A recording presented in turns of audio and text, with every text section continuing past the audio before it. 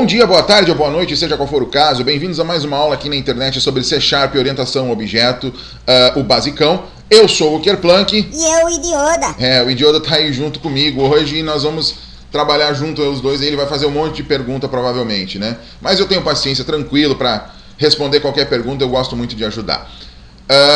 Então, o que nós fizemos nas aulas passadas? Nós terminamos um formezinho básico de gravação de cliente, edição, gravação, novo, enfim, todas as funções básicas de se trabalhar de manutenção com o cliente, né? Hoje, nós vamos fazer a mesma coisa que nós fizemos para as aulas anteriores para os contatos, com alguns detalhes importantes.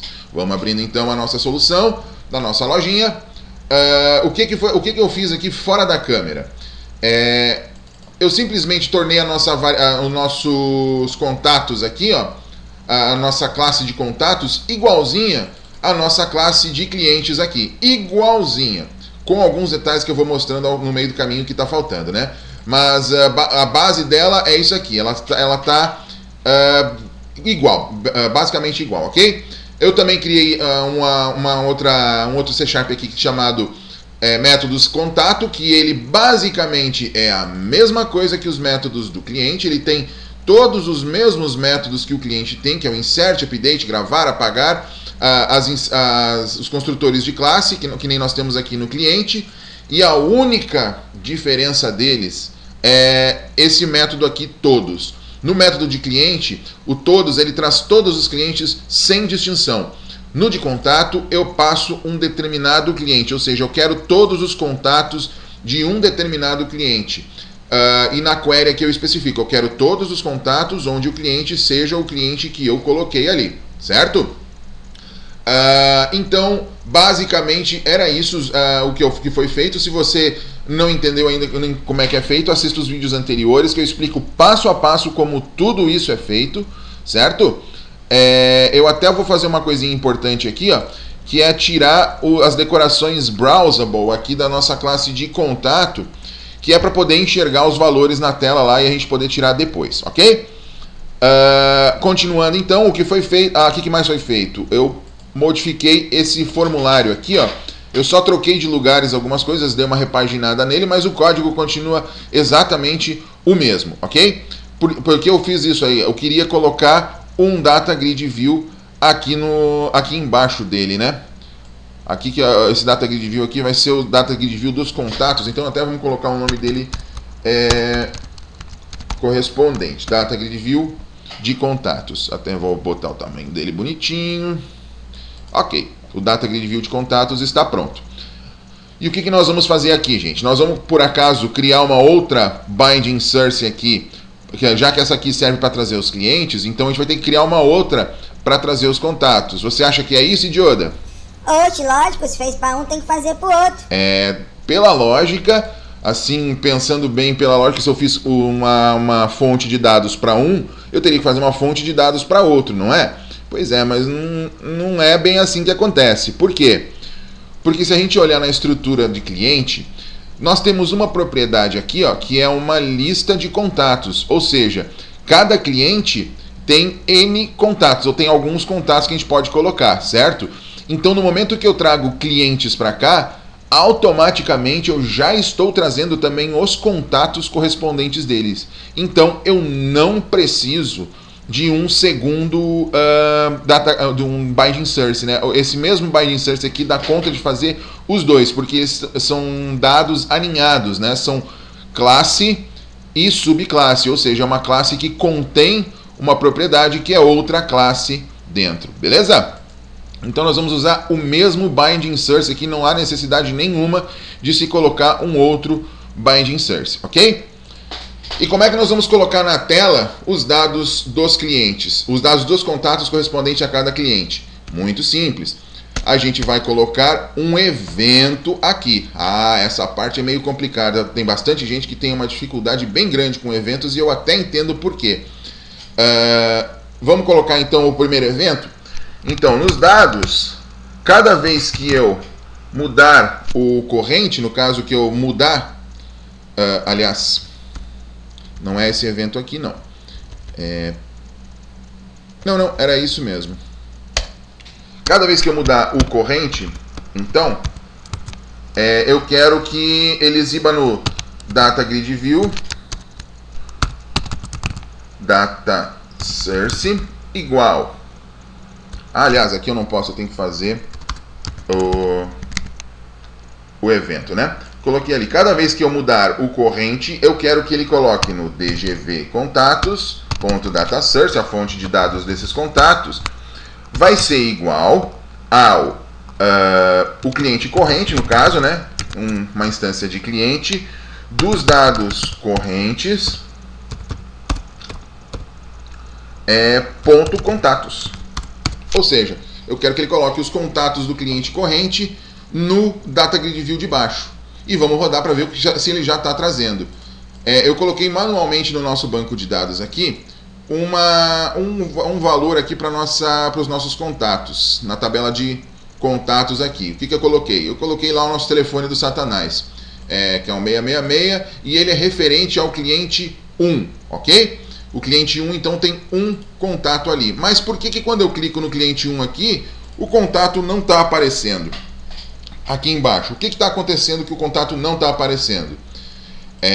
Então, agora vai entrar uma parte interessante aqui da orientação a objetos, que é o aninhamento de valores. O que eu quero que aconteça aqui? Aliás, é aqui.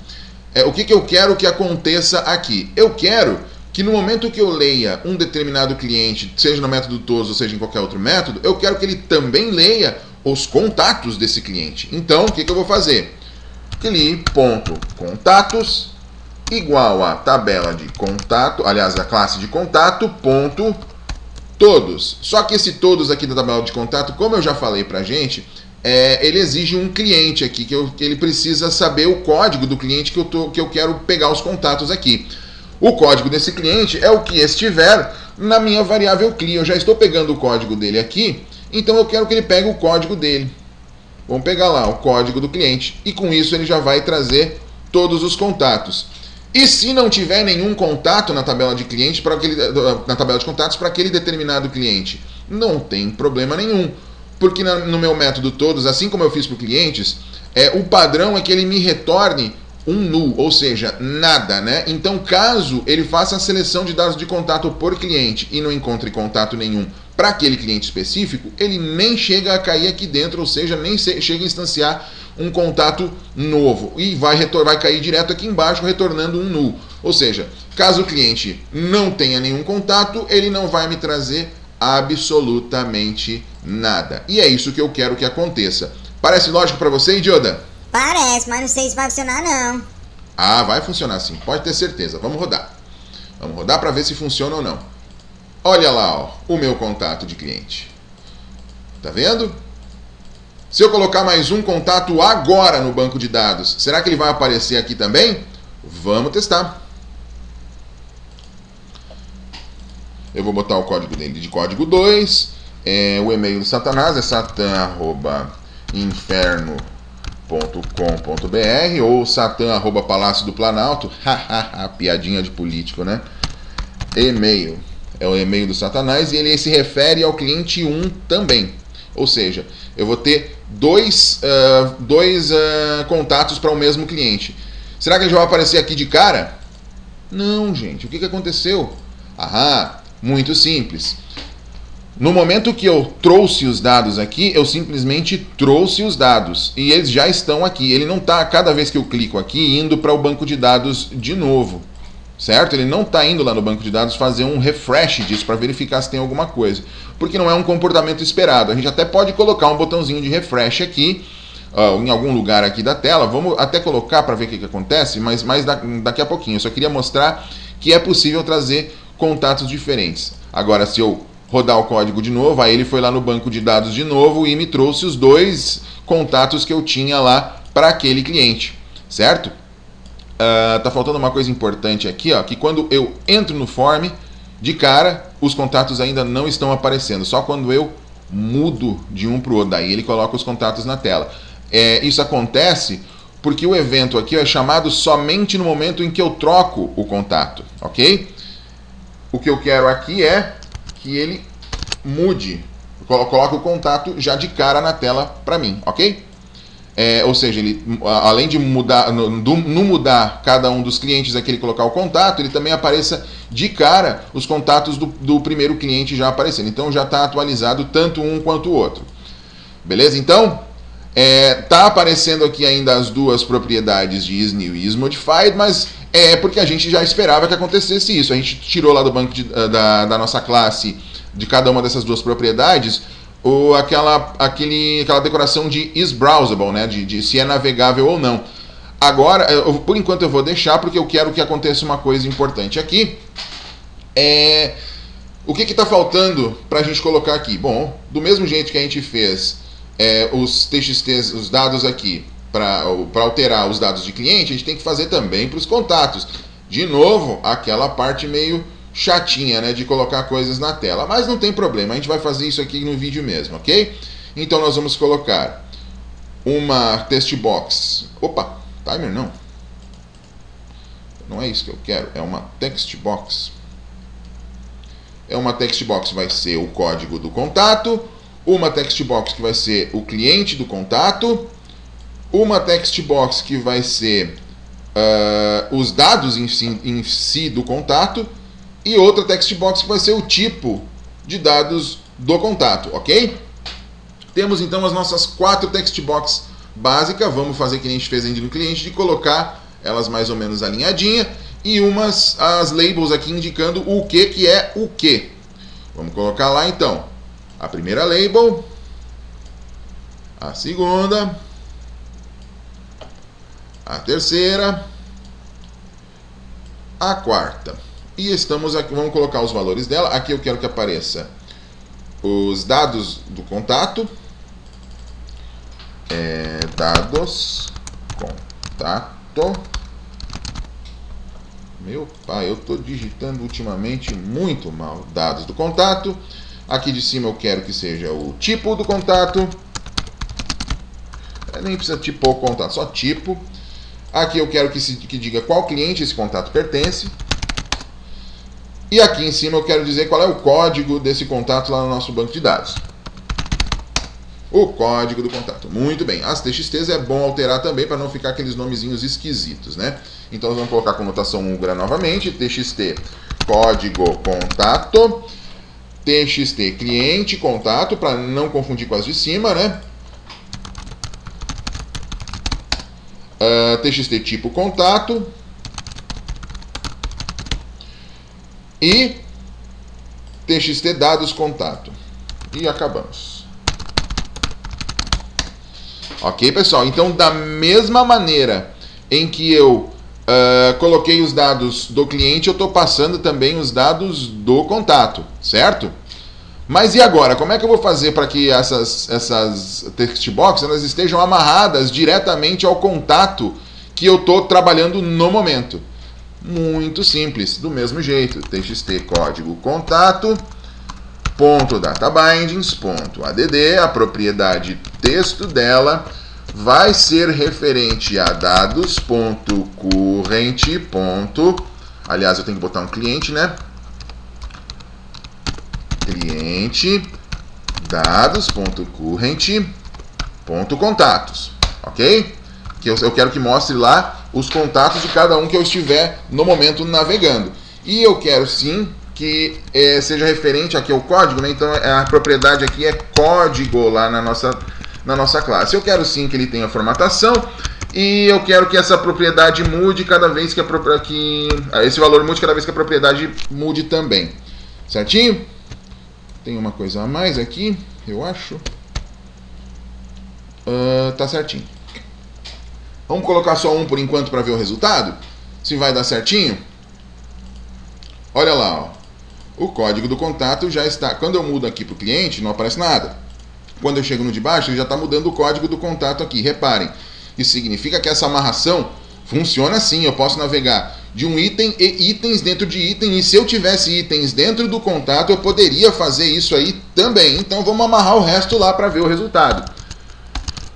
São 4 campos, o código, os dados do contato, o tipo do contato, e o cliente do contato, certo? Então nós vamos colocar também as TXTs necessárias, o TXT código contato, TXT dados contato, a outra é TXT, opa, o que eu fiz errado? TXT, aqui é o tipo, né, contato, e aqui é o TXT cliente contato, certo? Então os quatro valores também já estão amarrados com os dados correntes. Vamos rodar se agora vai mudar os valores de cada um dos contatos. Vejam que aqui, ó, eu posso navegar e os dados são exibidos ali. Nós vamos alterar esse grid aqui também, como da mesma maneira, para ficar somente leituras, da mesma maneira que a gente fez com o de cima. Então eu posso navegar em determinados clientes e também em determinados contatos. Em cada cliente e em cada contato. Se eu colocar dados de contato no cliente 3 ali, por exemplo, vamos lá no nosso banco de dados e vamos colocar manualmente, nós não temos ainda uma função, mas nós queremos testar, né?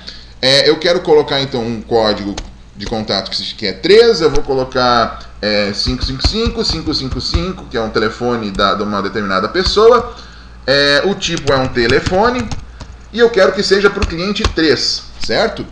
Então, se eu rodar agora, teoricamente, no cliente 1 tem os dois contatos, e no cliente 3, se eu clicar, será que vai aparecer o contato dela ali?